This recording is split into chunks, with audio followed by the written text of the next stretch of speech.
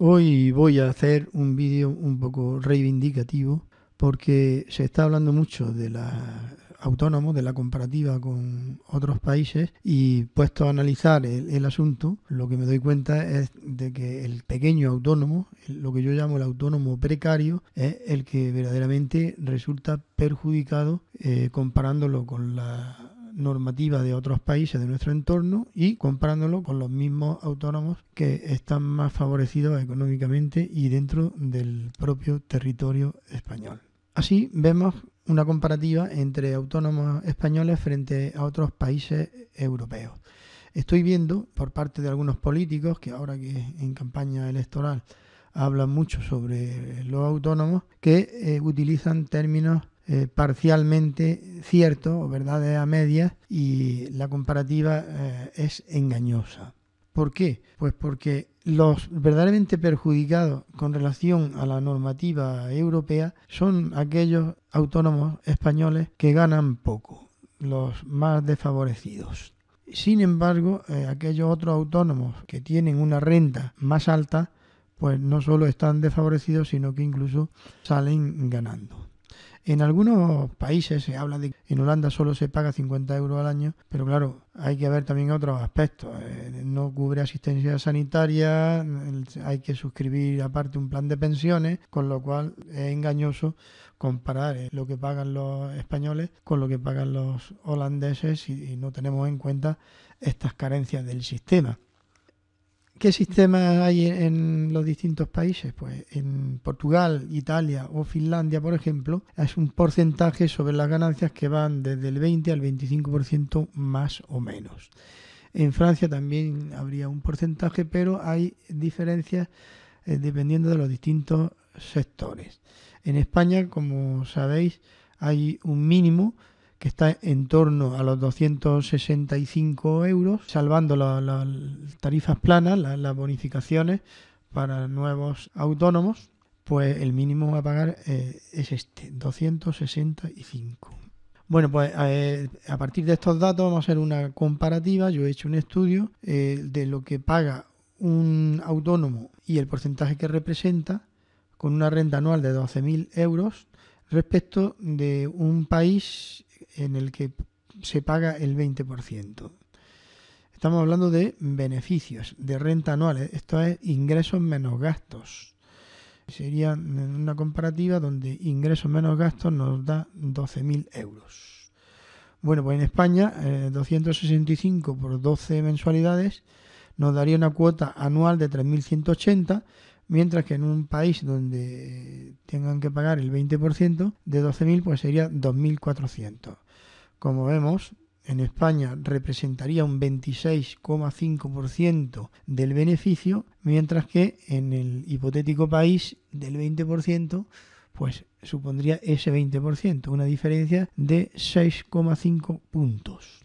Pero ¿qué ocurre con un autónomo que tenga una renta anual de 40.000 euros? Pues en España, si paga ese mínimo, serían 3.180 también, mientras que en el 20% serían 8.000. Esto es un 7,95% en España sobre la renta y el 20% fijo en el país de la comparación. Entonces, el problema que surge o que yo estoy viendo en el día a día es que hay autónomos que se les obliga a pagar 265 euros cuando no pueden dedicar todo el tiempo a su actividad porque no tienen un trabajo que les dé para más. No es posible en España la figura del autónomo a tiempo parcial cuando son muchos los que le pueden dedicar 2 horas, 3 horas al día porque no tienen la suerte de sacar más trabajo. Pues estos también tienen que pagar los 265 euros, en algunos casos esta cuota sería confiscatoria. También hay autónomos a los que les sale de trabajo pero durante unos pocos días. A lo mejor tiene 4 o 5 días de trabajo y se ven abocados a pagar la mensualidad entera. En España, con un día que se esté de alta en autónomo, se paga el mes completo, lo cual, además de confiscatorio e inconstitucional, es una injusticia manifiesta. Sí es cierto que se está utilizando una interpretación de la ley que habla de que la obligación de cotizar como autónomo es cuando la actividad sea habitual, y se está considerando la habitualidad cuando se supere como ingresos el salario mínimo, ¿no? Un autónomo que ingrese menos de 600 euros, pues se va a considerar que no es habitual y no va a estar obligado a darse de alta, pero esto no es ley, esto es una interpretación extensiva de lo que dice la norma. Y lo que yo reivindico es que la norma sea clara y exonere de pagar a estos autónomos que yo llamo precarios, o que no tengan actividad completa, a jornada completa o en la totalidad de la mensualidad.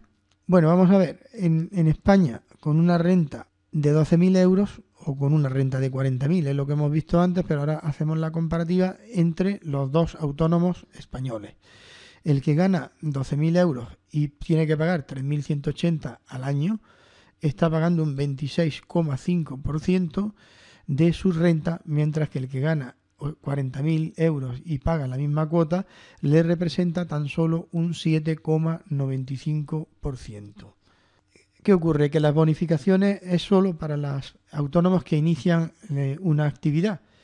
Pero ¿qué pasa con los autónomos que ya tuvieron una actividad y no les da para pagar la cuota? Que son estos a tiempo parcial o cuyos ingresos o beneficios no alcancen una determinada cuantía, debieran de estar también bonificados o exonerados de pagar esta cuota, lo que haría que mucha gente que se ve abocada a trabajar en economía sumergida, pues pudieran darse de alta en Hacienda, liquidar su IVA, liquidar su IRPF, y si no tienen renta no tienen por qué pagar cuota de autónomo, aunque eso le vaya en perjuicio de una futura jubilación. Pero será mejor que un autónomo esté dado de alta y tribute normalmente, aunque no pueda cotizar. Ponemos un último ejemplo mucho más extremo, pero no por ello no se da, porque esto lo saco de un caso real donde un autónomo con un ingreso medio mensual de 900 euros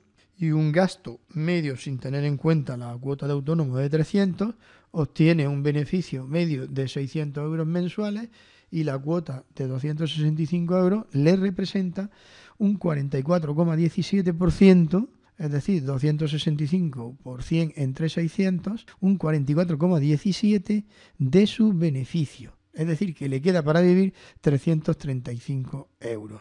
Esta situación que se está dando cada vez con más frecuencia es injusta, es insostenible.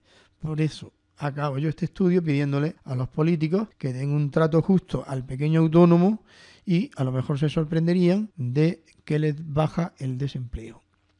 Y esto es todo. Muchas gracias.